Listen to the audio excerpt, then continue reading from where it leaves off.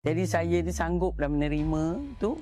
Rela tanpa bekerja dari umur 20 tahun sampai 46 tahun baru saya mulakan Siti Khadijah. Adakah Siti Khadijah ni adalah produk pertama ataupun sebenarnya dah buat banyak bisnes dulu sebelum keluarnya Siti Khadijah ni? Kan orang tak komersial. Tak adalah orang kata Della ke, Kelly ke, macam tu kan. Persaingan banyak untuk Siti Khadijah punya persaingan. Pesaing boleh tiru apa saja Siti Khadijah buat, tapi dia tak boleh ambil satu benda. Dia tak boleh ambil nama Siti Khadijah sebab nama tu sendiri dah ada weight. Kalau Salma, Latifah tu nama biasa. Masa tu, mindset masa tu. Tapi bila mindset sekarang dah beza dah. Memang saya disyaratkan untuk kahwin dengan dia, kena pakai tudung, tak ada carrier, tak bekerja.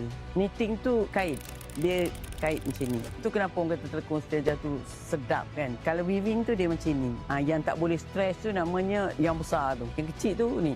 Nak combine dua karakter yang berbeza tu. Oh, susah. Saya rasa memang inilah selayaknya saya persembahkan kepada wanita-wanita di Malaysia ni.